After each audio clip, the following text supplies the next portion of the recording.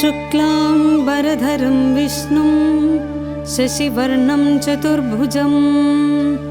प्रसन्नवदनं ध्यायेत् सर्वविघ्नोपशान्तये। यस्य द्विरदवक्त्राद्याः पारिषद्याः परशतं विघ्नं निघ्नन्ति सततं विश्वक्सेनं तमाश्रये। व्यासं वसिष्ठनप्तारं शक्तेः पौत्रमकल्मषं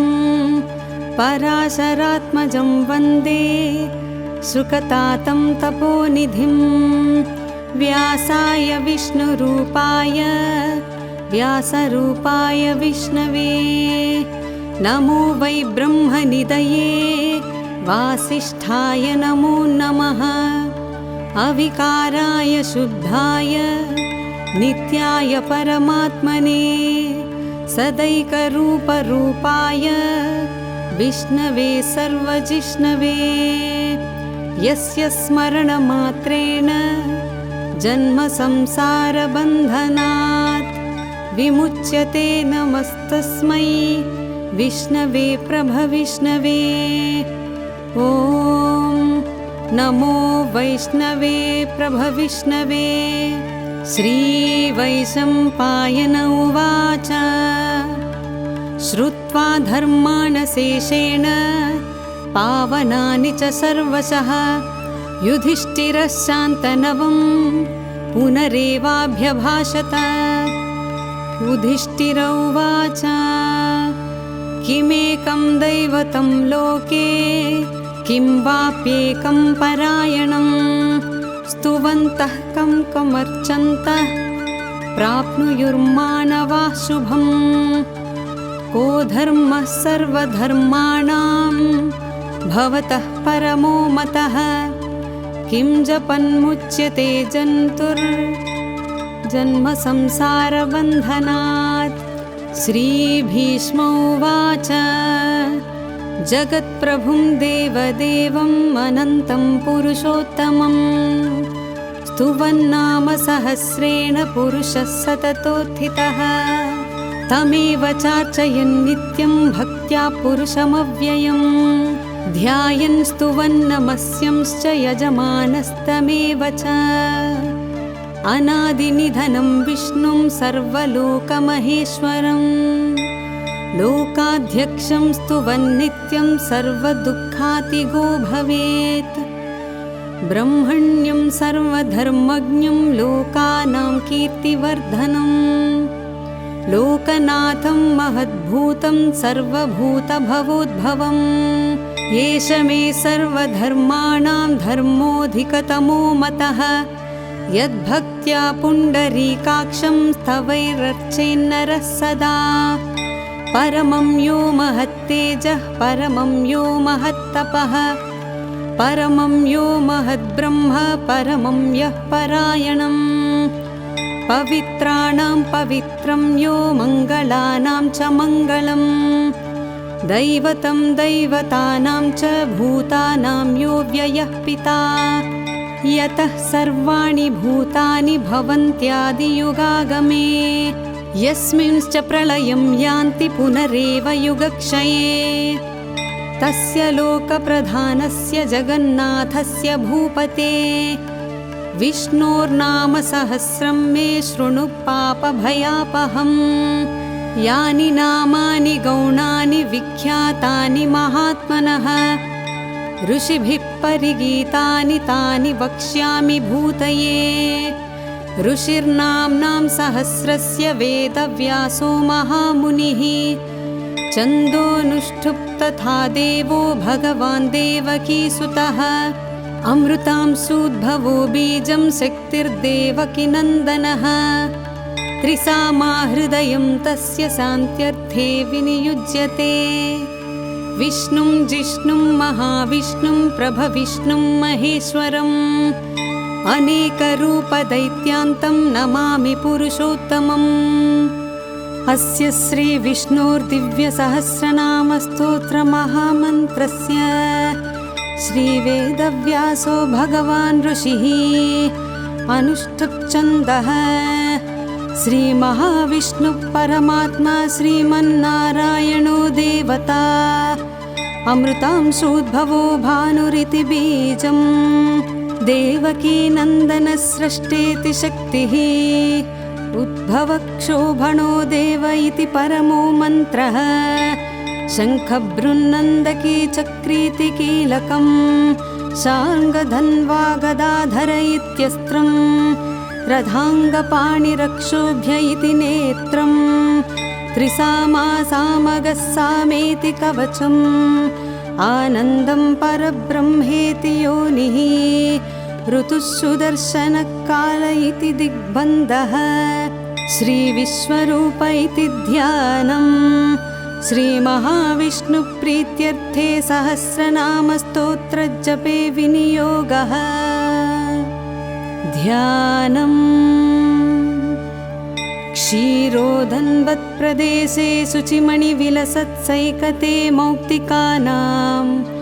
मालाक्लुप्तासनस्तस्फटिकमणिनिभैर्मौक्तिकैर्मण्डिताङ्गः शुभ्रैरभ्रैरदभ्रैरुपरि विरचितैर्मुक्तपीयूषवर्षैः आनन्दीनः पुनीयातरिनलिनगदाशङ्खपाणिर्मुकुन्दः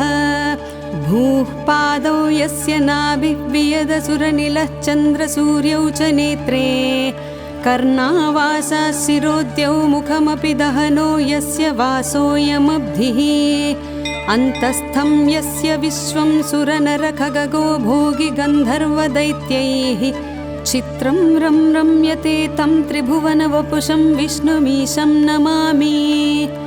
शान्ताकारं भुजगशयनं पद्मनाभं सुरेशं विश्वाकारं गगनसदृशं मेघवर्णं शुभाङ्गं लक्ष्मीकान्तं कमलनयनं योगिहृद्यानगम्यं वन्दे विष्णुं भवभयहरं सर्वलोकैकनाथं मेघश्यामं पीतकौसेयवासं श्रीवत्साङ्गं कौस्तुभोद्भासिताङ्गं पुण्योपेतं पुण्डरीकायताक्षं विष्णुं वन्दे सर्वलोकैकनाथं नमः समस्तभूतानामादिभूताय भूभृते अनेकरूपरूपाय विष्णवे प्रभविष्णवे ॐ नमो वैष्णवे प्रभविष्णवे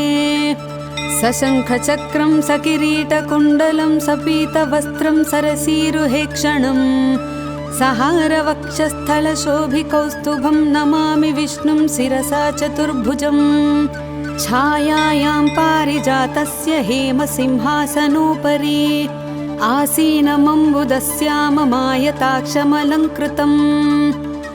चन्द्राननं चतुर्बाहुं श्रीवत्साङ्कितवक्षसं रुक्मिणी सत्यभामाभ्यां सहितं कृष्णमाश्रये हरिः ॐ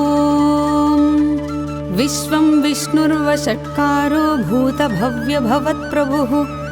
भूतकृद्भूतभृद्भावो भूतात्मा भूतभावनः भूतात्मा परमात्मा च मुक्तानां परमागतिः अव्ययः पुरुषः साक्षी क्षेत्रज्ञोऽक्षर एव च योगो योगविदां नेता प्रधानपुरुषेश्वरः नारसिंहवपुः श्रीमान् केशवः पुरुषोत्तमः सर्वशिवस्थाणुः भूताधिर्निधिरव्ययः सम्भवो भावनो भर्ता प्रभवः प्रभुरीश्वरः स्वयंभूशम्भुरादित्यः पुष्कराक्षो महास्वनः अनादिनिधनो धाता विधाता धातुरुत्तमः अप्रमेयो हृषीकेशः पद्मनाभोऽमरप्रभुः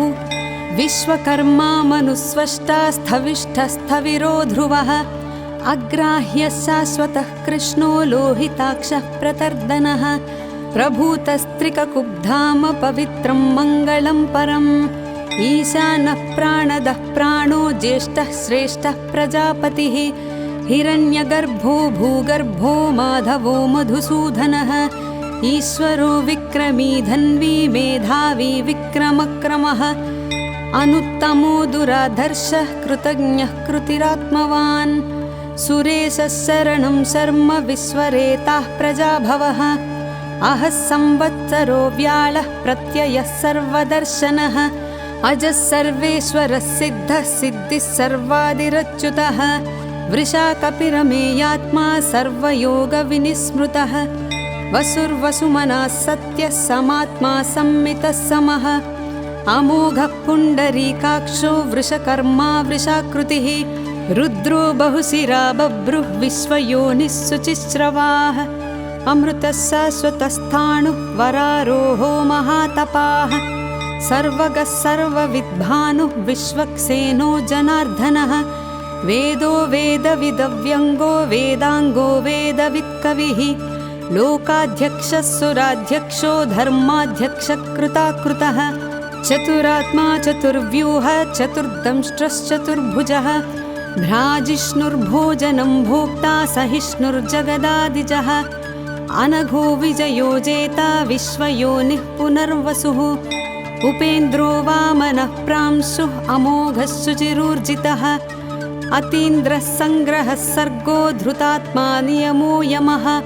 वेद्यो वैद्यः सदा योगी वीरः माधवो मधुः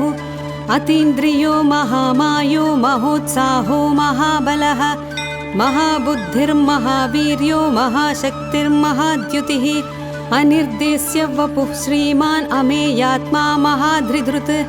महेश्वासो महीभर्ता श्रीनिवासः सताङ्गतिः अनिरुद्धः सुरानन्दो गोविन्दो गोविदाम्पतिः मरीचिर्दमनोहंसः सुपर्णो भुजगोत्तमः हिरण्यनाभः सुतपाः पद्मनाभः प्रजापतिः अमृत्युः सर्वदृक्सिंहः सन्धाता सन्धिमान् स्थिरः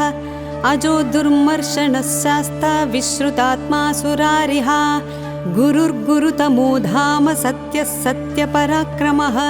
निमिषो निमिषस्रग्वी वाचस्पतिरुदारधीः अग्रणीर्ग्रामणि श्रीमान् न्यायो नेता समीरणः सहस्रमूर्धा विश्वात्मा सहस्राक्षः सहस्रपात्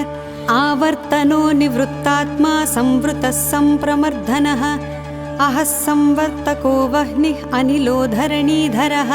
सुप्रसादः प्रसन्नात्मा विश्वसृग्विश्वभुग्विभुः सत्कर्ता सत्कृतः साधुः जह्नुर्नारायणो नरः असंख्येयो प्रमेयात्मा विशिष्टः शिष्टकृच्छुचिः सिद्धार्थः सिद्धसङ्कल्पः सिद्धिदः सिद्धिसाधनः वृषाही वृषभो विष्णुः वृषपर्वा वृषोदरः वर्धनो वर्धमानश्च विविक्तश्रुतिसागरः सुभुजो दुर्धरो वाग्मी महेन्द्रो वसुदो वसुः नैकरूपो बृहद्रूपः सिपिविष्टः प्रकाशनः ओजस्तेजोद्युतिधरः प्रकाशात्मा प्रतापनः बुद्धः स्पष्टाक्षरो मन्त्रः चन्द्रांशुर्भास्करद्युतिः अमृतांशूद्भवो भानुः शशिबिन्दुसुरेश्वरः औषधं जगतः सेतुः सत्यधर्मपराक्रमः भूतभव्यभवन्नाथः पवनः पावनो नलः कामः कामकृत्कान्तः कामः कामप्रदप्रभुः युगादिकृद्युगावर्तो नैकमायो महाशनः अदृश्यो व्यक्तरूपश्च सहस्रजिदनन्तजित् इष्टो विशिष्टः शिष्टेष्टः शिखण्डी नहुषो वृषः क्रोधः क्रोधकृत्कर्ता विश्वबाहुर्महीधरः अच्युतः प्रतिथः प्राणः प्राणदो वासवानुजः अपां निधिरधिष्ठानम् अप्रमत्तः प्रतिष्ठितः स्कन्दः स्कन्दधरो धुर्यो वरदो वायुवाहनः वासुदेवो बृहद्भानुः आदिदेवः पुरन्दरः अशोकस्तारणस्तारः सुरः शौरिर्जनेश्वरः अनुकूलस्य तावर्तः पद्मी पद्मनिभीक्षणः पद्मनाभोरविन्दाक्षः पद्मगर्भः शरीरभृत् महर्धिः रुद्धो वृद्धात्मा महाक्षो गरुडध्वजः अतुलः शरभूभीमः समयज्ञो हविर्हरिः सर्वलक्षणलक्षण्यो लक्ष्मीवान् समितिञ्जयः विक्षरो रोहितो मार्गो हेतुर्दामोदरः सहः महीधरो महाभागो वेगवानमिताशनः उद्भवक्षोभणो देवः श्रीगर्भः परमेश्वरः करणं कारणं कर्ता विकर्ता गहनो गुहः व्यवसायो व्यवस्थानः संस्थानस्थानदो ध्रुवः परर्धिः परमस्पष्टः तुष्टः पुष्टः शुभेक्षणः रामो विरामो विरजो मार्गो नेयो नयोन्नयः वीरशक्तिमतां श्रेष्ठो धर्मो धर्मविदुत्तमः वैकुण्ठः पुरुषः प्राणः प्राणदः प्रणवपृथुः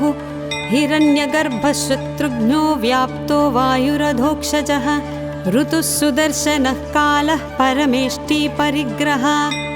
उग्रसंवत्सरो दक्षो विश्रामो विश्वदक्षिणः विस्तारस्थावरस्थाणुः प्रमाणं बीजमव्ययम् अर्धोऽनर्थो महाकोशो महाभोगो महाधनः अनिर्विण्णस्तविष्टो भूः धर्मयूपो महामखः नक्षत्रनेमिर्नक्षत्री क्षमः क्षामः समीहनः यज्ञयुज्यो महेज्यश्च क्रतुः सत्रं सताङ्गतिः सर्वदर्शी निवृत्तात्मा सर्वज्ञो ज्ञानमुत्तमम् सुव्रतः सुमुखः सूक्ष्मः सुघोषः सुखदः सुहृत् मनोहरोजितक्रोधो वीरबाहुर्विदारणः स्वापनः स्ववशो व्यापी नैकात्मा नैककर्मकृत् वत्सरो वत्सलो वत्सी रत्नगर्भो धनेश्वरः धर्मगुप्धर्मकृद्धर्मी सदसत्क्षरमक्षरम् अविज्ञाता सहस्रांशुः विधाता कृतलक्षणः गभस्तिनेमिः सत्त्वस्थः सिंहो भूतमहेश्वरः आदिदेवो महादेवो देवेशो देवभृद्गुरुः उत्तरो गोपतिर्गोप्ता ज्ञानगम्यः पुरातनः शरीरभूतभृद्भोक्ता कपीन्द्रो भूरिदक्षिणः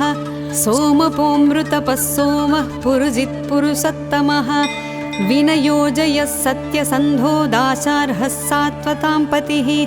जीवो विनयिता साक्षी मुकुन्दो मितविक्रमः अम्बोनिधिरनन्तात्मा महोदधिशयोऽन्तकः अजो महार्हा स्वाभाव्यो जितामित्रः प्रमोदनः आनन्दो नन्दनो नन्दः सत्यधर्मात्रिविक्रमः महर्षिः कपिलाचार्यः कृतज्ञो मेदिनीपतिः त्रिपदस्त्रिदशाध्यक्षः महाशृङ्गकृतान्तकृत् महावराहो गोविन्दः सुषेणः कनकाङ्गदी गुह्यो गभीरो गहनो गुप्तश्चक्रगदाधरः वेधास्वाङ्गोजितः कृष्णो दृढः सङ्कर्षणोच्युतः वरुणो वारुणो वृक्षः पुष्कराक्षो महामनाः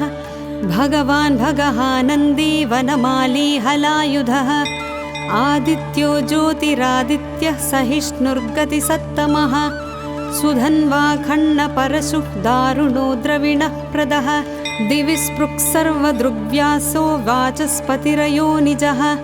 त्रिसामासामगः सामनिर्वाणं भेषजम्भिषक् सन्न्यासकृच्छमशान्तो निष्ठा शान्तिः परायणः शुभाङ्गः शान्तिदस्रष्टा कुमुदः कुवलेशयः गोहितो गोपतिर्गोप्ता वृषभाक्षो वृषप्रियः अनिवर्ती निवृत्तात्मा संक्षेप्ताक्षेमकृच्छिवः श्रीवत्सवक्षा श्रीवासः श्रीपतिः श्रीमताम्बरः श्रीदश्रीशः श्रीनिवासः श्रीनिधिः श्रीविभावनः श्रीधर श्रीकरश्रेयः श्रीमान् लोकत्रयाश्रयः स्वक्षस्वङ्गशतानन्दो नन्दिर्ज्योतिर्गणेश्वरः विजितात्मा विधेयात्मा सत्कीर्तिश्चिन्न संशयः उदीर्णः सर्वतश्चक्षुः अनीशः शाश्वतस्थिरः भूषयो भूषणो भूतिः विशोकः शोकनाशनः अर्चिष्मानर्चितः कुम्भो विशुद्धात्मा विशोधनः अनिरुद्धो प्रतिरथः प्रद्युम्नो मितविक्रमः कालनेमिनिहावीरः शौरिः शूरजनेश्वरः त्रिलोकात्मा त्रिलोकेशः केशवः केशिहा हरिः कामदेवः कामपालः कामी कान्तः कृतागमः अनिर्देश्य वपुः विष्णुः वीरोऽनन्तो धनञ्जयः ब्रह्मणो ब्रह्मकृत् ब्रह्मा ब्रह्म ब्रह्मविवर्धनः ब्रह्मविद् ब्राह्मणो ब्रह्मी ब्रह्मज्ञो ब्राह्मणप्रियः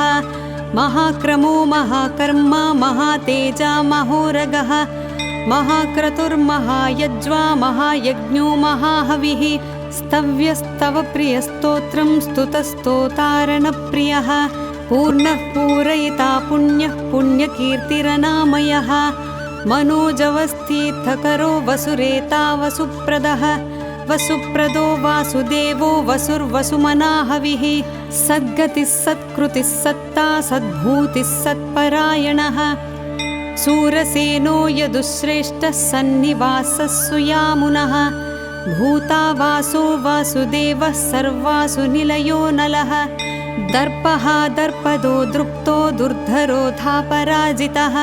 विश्वमूर्तिर्महामूर्तिः दीप्तमूर्तिरमूर्तिमान् अनेकमूर्तिरव्यक्तः शतमूर्तिः शताननः एकोनैकस्थवः कः किं यत्तत्पदमनुत्तमम् लोकबन्धुर्लोकनाथो माधवो भक्तवत्सलः सुवर्णवर्णो हेमाङ्गो वराङ्गश्चन्दनाङ्गदी वीरः विषमः शून्यो घृताशीरचलश्चलः अमानी मानदो मान्यो लोकस्वामी त्रिलोकधृत् सुमेधा मेधजो धन्यः सत्यमेधाधराधरः तेजो वृषोद्युतिधरः सर्वशस्त्रभृताम्बरः प्रग्रहो निग्रहो भृग्यो नैकशृङ्गो गदाग्रजः चतुर्मूर्तिश्चतुर्बाहुश्चतुर्व्यूहः चतुर्गतिः चतुरात्मा चतुर्भावः चतुर्वेदविदेकपात्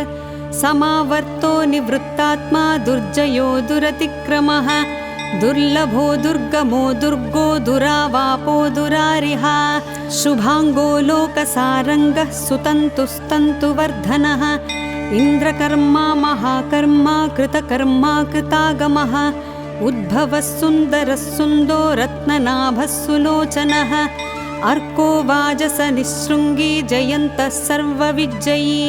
सुवर्णबिन्दुरक्षोभ्यः सर्ववागीश्वरेश्वरः महाह्रदो महागर्तो महाभूतो महानिधिः कुमुदः कुन्दरः कुन्दः पर्जन्यः पावनो निलः अमृतासोऽमृतवपुः सर्वज्ञः सर्वतोमुखः सुलभः सुव्रतः सिद्धः शत्रुजिच्छत्रुतापनः न्यग्रोधोदुम्भरोऽश्वत्थः चाणूरान्ध्रनिषूदनः सहस्रार्चिः सप्तजिह्वा सप्तैथाः सप्तवाहनः अमूर्तिरनघोचिन्त्यो भयकृद्भयनाशनः अणुर्बृहत्कृशस्थूलो गुणभृन्निर्गुणो महान् अधृतस्वधृतस्वास्थ्यः प्राग्वंशो वंशवर्धनः भारभृत्कथितो योगी योगीशः सर्वकामदः आश्रमश्रमणः क्षामः सुपर्णो वायुवाहनः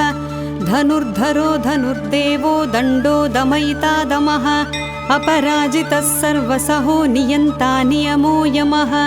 सत्त्ववान् सात्विकः सत्यः सत्यधर्मपरायणः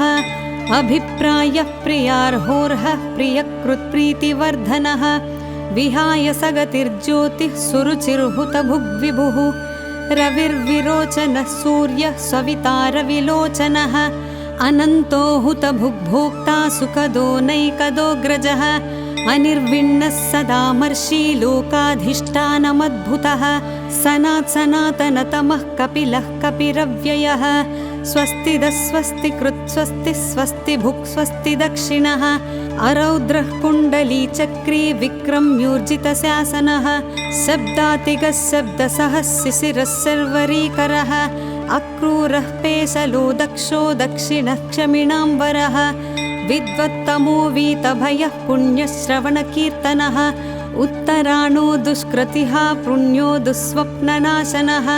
वीरः रक्षणः सन्तो जीवनः पर्यवस्थितः अनन्तरूपोऽनन्तश्रीजितमन्युर्भयापहः चतुरश्रो गभीरात्मा विदिशो व्यादिशो दिशः अनादिर्भूर्भुवो लक्ष्मी सुवीरो रुचिराङ्गदः जननो जनजन्मादिर्भीमो भीमपराक्रमः आधारनिलयो धाता पुष्पहासः प्रजागरः ऊर्ध्वगः सत्पथाचारः प्राणदाः प्रणवः प्राणाः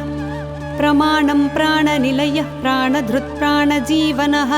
तत्त्वं तत्त्वविदेकात्मजन्म मृत्युजरातिगः भूर्भुवः स्वस्तरुस्तारः सविता प्रपितामहः यज्ञो यज्ञपतिर्यज्वा यज्ञाङ्गो यज्ञवाहनः यज्ञभृत् यज्ञकृत् यज्ञे यज्ञभुक् यज्ञसाधनः यज्ञान्तकृत् यज्ञगुह्यम् अन्नमन्नादयेव च आत्मयोनिस्वयं जातो वैखानः सामगायनः देवकी नन्दनः स्रष्टा क्षितीशः पापनाशनः शङ्खभृत् नन्दकी चक्री साङ्गधन्वा गदाधरः रथाङ्गपाणिरक्षोभ्यः सर्वप्रहरणायुधः श्रीसर्वप्रहरणायुधो ॐ नम इति वनमाली गदीशार्ङ्गी शङ्खी चक्री च नन्दकी श्रीमान्नारायणो विष्णुः वासुदेवोऽभिरक्षतु वनमाली गदीशार्ङ्गी शङ्खी चक्री च नन्दकी श्रीमान्नारायणो विष्णुः वासुदेवोऽभिरक्षतु इतीदं कीर्तनीयस्य केशवस्य महात्मनः नाम्नां साहस्रं दिव्यानाम् अशेषेण प्रकीर्तितं य इदं शृणुयात् नित्यं यश्चापि परिकीर्तयेत् नाशुभं प्राप्नुयात् किञ्चित् सोमुत्रेह च मानवः वेदान्तगो ब्राह्मणः स्यात् क्षत्रियो विजयी भवेत् वैश्यो धनसमृद्धः स्यात् शूद्रः सुखमवाप्नुयात् धर्मार्थी प्राप्नुयात् धर्मम् अर्धार्थी चार्धमाप्नुयात् कामानवाप्नुयात् कामी प्रजार्थी प्राप्नुयात् प्रजाः भक्तिमान्यः सदोत्थाय शुचिस्तद्गतमानसः सहस्रं वासुदेवस्य नाम्नामेतत् प्रकीर्तयेत् यशः प्राप्नोति विपुलं ज्ञाति प्राधान्यमेव च अचलां श्रियमाप्नोति श्रेयः प्राप्नोत्यनुत्तमम् न भयं क्वचिदाप्नोति वीर्यं तेजश्च विन्दति भवत्यरोगोद्युतिमान् बलरूपगुणान्वितः रोगार्तो मुच्यते रोगात् बुद्धो मुच्येत बन्धनात् भयान्मुच्येत भीतस्तु मुच्येतापन्न आपदः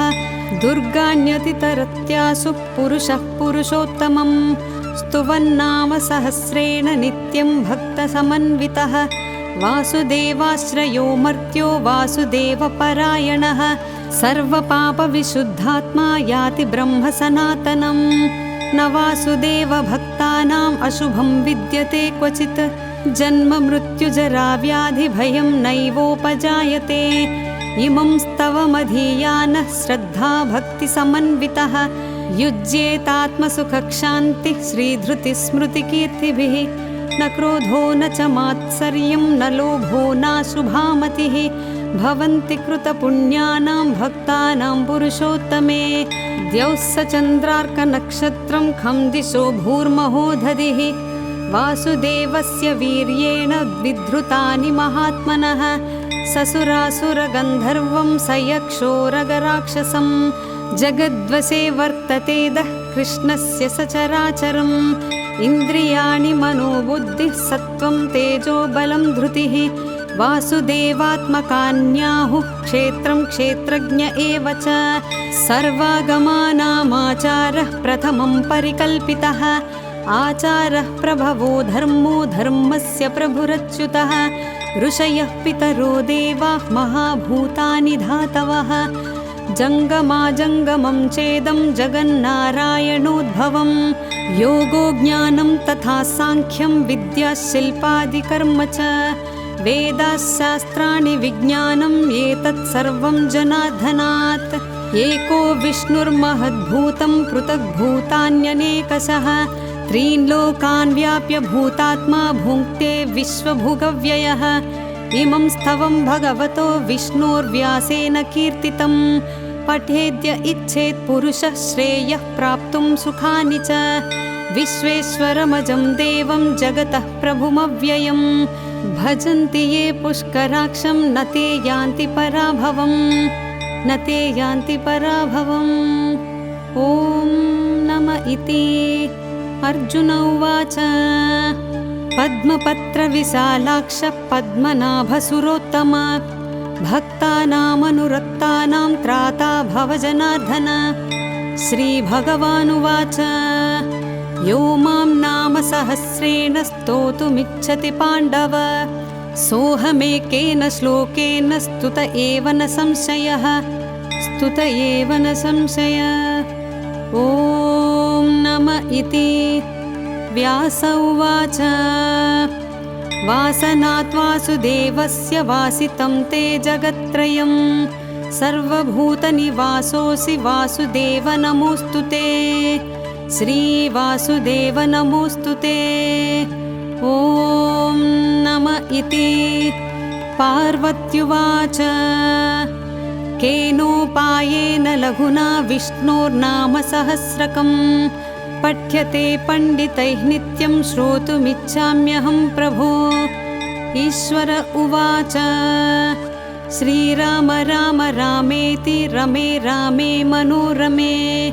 सहस्रनाम तत्तुल्यं रामनाम वरानने।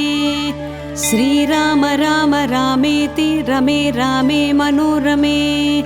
सहस्रनाम तत्तुल्यं रामनाम वरानने। श्रीराम राम रामेति रमे रामे मनोरमे सहस्रनाम तत्तुल्यं रामनाम वरानने। श्रीराम नाम वरानन। ॐ नम इति। ब्रह्मोवाच नमोऽस्वनन्ताय सहस्रमूर्तये सहस्रपादाक्षि शिरोरुबाहवे सहस्रनाम्ने पुरुषाय शाश्वते सहस्रकोटियुगधारिणे नमः। श्रीसहस्रकोटियुगधारिणी ॐ नम इति। सञ्जय उवाच यत्र योगीश्वरः कृष्णो यत्र पार्थो धनुर्धरः तत्र श्रीविजयो भूतिर्ध्रुवा नीतिर्मतिर्मम। श्रीभगवानुवाच अनन्याश्चिन्तयन्तो मां ये जनाः पर्युपासते तेषां नित्याभियुक्तानां योगक्षेमं वहाम्यहम्। परित्राणाय साधूनां विनाशाय च दुष्कृतां धर्मसंस्थापनार्थाय सम्भवामि युगे युगे। आर्ता विषण्णाः शिथिलाश्च भीताः घोरेषु च व्याधिषु वर्तमानाः संकीर्त्य नारायणः शब्दमात्रं विमुक्तदुःखसुखिनो भवन्तु। यदक्षरपदभ्रष्टं मात्राहीनं तु यद्भवेत् तत्सर्वं क्षम्यतां देवनारायणं नमोऽस्तु ते। कायेन वाचा मनसेन्द्रियैर्वा बुद्ध्यात्मना वा प्रकृते स्वभावात् करोमि यद्यत् सकलं परस्मै नारायणायेति समर्पयामि। इति श्रीमहाविष्णुसहस्रनामस्तोत्रं सम्पूर्णम्।